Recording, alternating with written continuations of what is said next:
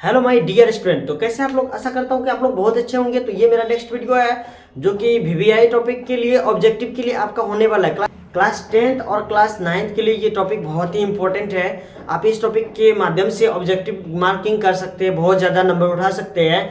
और इसमें आपका बेसिक कॉन्सेप्ट को क्लियर कर दूंगा कि बहुपद क्या होता है, पॉलिनोमियल क्या होता है। और जैसे कि थंबनेल में देखा, इसको सारा कॉन्सेप्ट क्लियर करके मैं बताऊंगा, फिर उसका गुणनखंड भी निकाल के दिखाऊंगा, फिर उसकी सत्यता की जांच भी करके दिखाऊंगा। इसीलिए इस वीडियो को लास्ट तक देखिएगा, ताकि एक एक स्टेप बाय स्टेप आपका एक एक कन्फ्यूजन को दूर करते हुए मैं आगे बढ़ूंगा। और आपको बिना स्किप किए देखना है, ताकि एक भी कन्फ्यूजन आपके माइंड में ना रहे। बहुपद नहीं होने से लेकर बहुपद होने तक का, व्यापक रूप से लेकर के इनकी सत्यता की जांच तक का, और इनके गुण शून्यकों के गुणनफल एवं योगफल में जो संबंध होता है उनको देखते हुए, ठीक है। क्या बात करते हैं कि बहुपद क्या है। अगर आपसे कोई क्वेश्चन कर दे कि बहुपद क्या है, बहुपद क्या है, कोई आपसे क्वेश्चन कर दे कि बहुपद से आप क्या समझते हैं, तो इसे आपको बताना है कि क्या बताना है, हिंदी में बताना है कि वैसा व्यंजक, क्या बताना आपको, वैसा व्यंजक जिसमें एक से अधिक पद हो,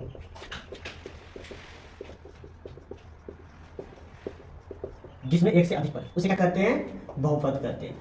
अब इसका कहेंगे कि मानक या व्यापक रूप। देखिएगा ये इंपॉर्टेंट है।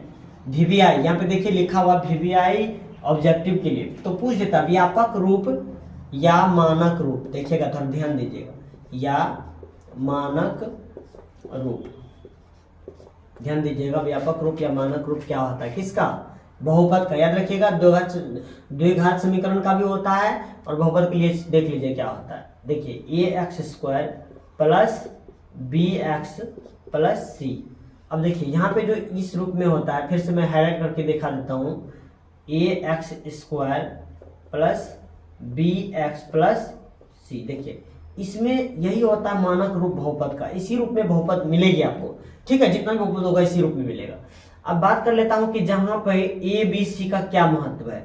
जहाँ a क्या है, x तो आप समझते हैं कि चर है। अब देखिए ये भी चर है, ये भी चर है, ये भी चर है, तो राशि दो होते हैं। याद रखिएगा, मैथमेटिक्स में राशि दो होते हैं, एक होते हैं चर राशि, दूसरा होते हैं अचर राशि, ठीक है।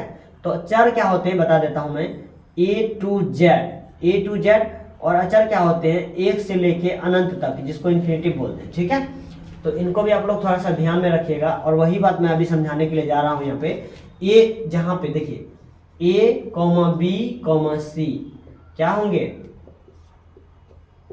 अचर होंगे। क्या होंगे, अचर है, ठीक है। अब देखिए बात यहाँ पे कंसेप्ट क्लियर हो जाता है कि x, इसका मतलब जो x² है और x है वही मेरा क्या होगा, चर राशि होंगे। बाकी a b c क्या है, अचर है। और जैसे कि मैं बात कर लूं, अगर बहुपद में आप कहिएगा कि सर जैसे क्या होगा, जैसे में देखिए x² प्लस 1 ये भी बहुपद होगा, ठीक है। उसके बाद देखिए 2x प्लस 5 ये भी बहुपद होगा, ठीक है। अब देखिए x³ प्लस 2x² माइनस 2 ये भी बहुपद होगा। अब इसी तरह से आप बहुत सारा लिख सकते हैं etc।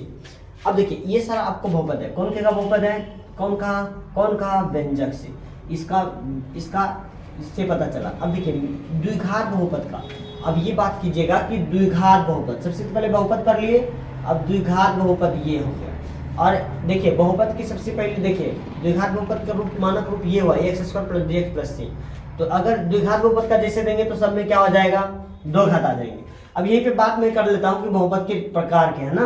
अगर मैं बात कर लूं कि बहुपद के प्रकार, बहुपद के प्रकार, चलिए बहुपद के प्रकार से पहले ये समझते हैं कि बहुपद कभी कभी कंडीशन ऐसे आ जाते हैं कि बहुपद है या नहीं है।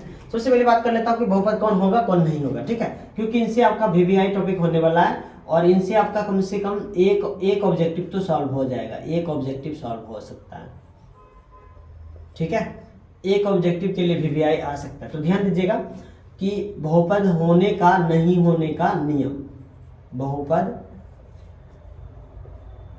नहीं होने का नियम। तो नहीं होने का पढ़ लेंगे तो होने का बड़ा सफल पता चल जाएगा। बहुपद नहीं होने का नियम, इस नियम को आप अच्छे से देखिएगा, तभी आपको समझ में आ जाएगा, तभी आप ऑब्जेक्टिव देख के बता सकते हैं कि नहीं है। इसीलिए कहते हैं स्किप नहीं कीजिएगा, अच्छे से देखिए, समझाता हूं मैं आपको। तो चलिए बहुपद होगा या नहीं होगा वो पहले बात करते हैं, उसके बाद बहुपद के प्रकार पे जाएंगे। तो सबसे पहला पॉइंट आता है बहुपद नहीं होने का, कि ध्यान दीजिएगा, आप भी ध्यान दीजिएगा, हम भी ध्यान दे रहे हैं, जितने भी आदमी हैं सब ध्यान दीजिएगा। तो देखिए कहते हैं सबसे पहला नियम है क्या, कि चर चर कभी रूट में ना हो। रूट समझते हैं, रूट ROOT, रूट में ना हो, ठीक है। सिंगल चर देखिएगा, अगर उसका वर्गमूल निकल जाएगा तो फिर हो जाएगा, इसीलिए सिंगल चर, चर कभी रूट में ना हो, ठीक है। या इसी को कह सकते हैं, या चर पर पावर, चर का घात किसमें नहीं हो, भिन्न में ना हो। किसमें ना हो, भिन्न में ना हो। ध्यान दीजिए थोड़ा सा, इसको मैंने लिखा है। देखिए पहला रूल कहता है कि चर कभी रूट में ना हो। रूट आप जानते हैं, रूट इसको कहते हैं ना, रूट में ना हो। वो भी देखिए सिंगल चर, अगर x² रह जाएगा तो फिर दिक्कत है, इसका निकल जाएगा तो फिर इसका x हो जाता है। तो सिंगल चर मतलब जो कि पूर्ण वर्ग के रूप में नहीं होगा, वो रूट में नहीं होना चाहिए। या इसी को लिख सकते हैं, चर का घात मतलब होता है पावर। क्या होता है, पावर होता है। चर का घात कभी भी भिन्न में ना हो। जैसे आपको मैं दिखा रहा हूँ, देखिए जैसे अगर मान के चलिए चर है √x, ठीक है, बहुपद में आ गया √x, या x के इसी को लिखते हैं x⁴1/2। जब आगे जाइएगा, ये आप जानते होंगे या नहीं जानते हैं तो लिख लीजिए मेरे द्वारा, जैसे मैं दिखा देता हूँ। देखिए x कभी रूट में हो जाए, y कभी रूट में हो जाए, सिंगल चर की बात कर रहा हूँ, तो ये देखिए बहुपद नहीं होगा। इसी को लिखते हैं, या में पावर में लिखिए x⁴1/2, y⁴1/2।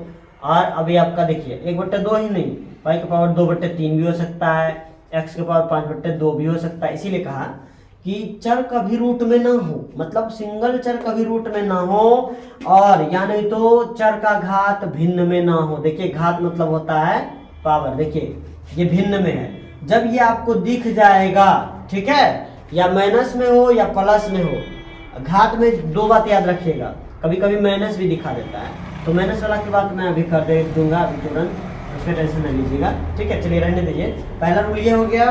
और देखिए दूसरा पॉइंट, दूसरा क्या कहा कि चर पर चर का घात मतलब होता है पावर, पावर मतलब माथा पे जो उसका लगल रहता है, ठीक है। देहाती भाषा में समझिए, चर का घात मतलब पावर कभी ऋणात्मक ना हो, कभी ऋणात्मक ना हो, ठीक है। देखिए इसको समझिए थोड़ा सा, अगर चर का घात ऋणात्मक में होगा तो बहुपद नहीं होगा। अगर ये सब दिख जाए तो ये सब दिखाने का मतलब है कि बहुपद में कहीं भी दिख जाए तो बहुपद नहीं होगा, ठीक है। अब देखिए निगेटिव पावर दिखाते हैं। जैसे आप देखिए चर कभी बटा में ना हो, या इसी को लिखते हैं चर कभी हर में ना जाए, इसी को पावर में ऋणात्मक लिखते हैं। जैसे देखिए, जैसे दोनों क्लियर कर देता हूँ। अगर देखिए, अगर हम 1/x लिखे हैं तो इसका पावर देखिए, आप घात घातांक पढ़े होंगे 9th क्लास में, तो आपको याद होगा। यहाँ पे चर का पावर कितना है, 1 है, वो तो सही बात है, लेकिन बटे में आ गया तो ये कितना हो जाएगा, x⁻⁻1। तो अब देखिए अगर ये आ जाता है तो बहुपद नहीं होता है। अगर चर का घात बहुपद में होगा, चर का घात माइनस में होगा तो बहुपद नहीं होगा। जैसे इसी तरह से आप लिख सकते हैं x⁻2, x⁻3, x⁻4 etc। तो इस तरह से आपको दिखे तो आपका VBI एक ऑब्जेक्टिव आपका सॉल्व हो जाता है कि निम्न से पूछ देता है कि कौन बहुपद है या नहीं है, ठीक है। तो चलिए इसमें मैं एक आपसे क्वेश्चन कर लेता हूं, ध्यान से देखिए, तुरंत मैं आपसे क्वेश्चन कर लेता हूं। 2x² प्लस √x-2, क्या बता सकते हैं कि आप ये बहुपद है या नहीं? कमेंट में जरूर कीजिएगा, इसके बारे में कमेंट में जरूर लिख दीजिए क्या है, ये बहुपद है या नहीं है, जल्दी बताइए बहुपद है या नहीं है। तो चलिए इसका आंसर मैं बता देता हूँ। देखिए बहुपद होगा कि नहीं होगा, इनमें से रूल को खोजते हैं। तो देखिए पहला रूल है कि चर कभी रूट में ना हो। तो देखिए सबसे पहले हमको तो वही दिख रहा है, रूट में पहले तो x² है, उसके बाद देखिए रूट में आ गया, तो ये बहुपद नहीं होगा। क्या नहीं होगा? बहुपद नहीं होगा। ये 9th क्लास में आपका होगा, ठीक है। देखिएगा इस तरह का क्वेश्चन बहुत सारा है, समझिए कि नहीं। अगर इस तरह का क्वेश्चन आता है तो आप VBI को मतलब VBI करके उसको जो है आराम से एक चुटकी में बना सकते हैं। लेकिन आप चुटकी कब बजाते हुए बना लेंगे? जब आपको कॉन्सेप्ट बेसिक क्लियर रहेगा। तो इसीलिए मेरे चैनल पे सिर्फ बेसिक कॉन्सेप्ट के लिए ही वीडियो डाला जाता है ताकि बच्चे को बेसिक कॉन्सेप्ट रहेगा, तो कभी भी एग्जामिनेशन में कहीं भी धोखा नहीं खाएगा और आराम से बना के आएगा, कोई दिक्कत किसी कभी भी नहीं होगा। तो चलिए अब मैं बात करता हूँ कि बहुपद होने या नहीं होने का नियम बता दें। इसको स्क्रीनशॉट कर लीजिएगा, लिख लीजिएगा नोटबुक में, ताकि आपको कहीं भी दिक्कत नहीं आएगी। कभी भी आपको कंपटीशन में भी पूछ देगा तो आपको दिक्कत नहीं होंगे। चलिए आगे मैं बात करूंगा कि बहुपद के प्रकार को लेकर के, ठीक है। तो चलिए आगे मैं चलता हूँ, आपको भी लेके चलता हूँ, मैं भी चलता हूँ। तो थोड़ा देर मैं इसको इरेज कर लेता हूँ, साफ कर लेता हूँ और लिख लीजिएगा, आपके लिए बहुत ही फायदा का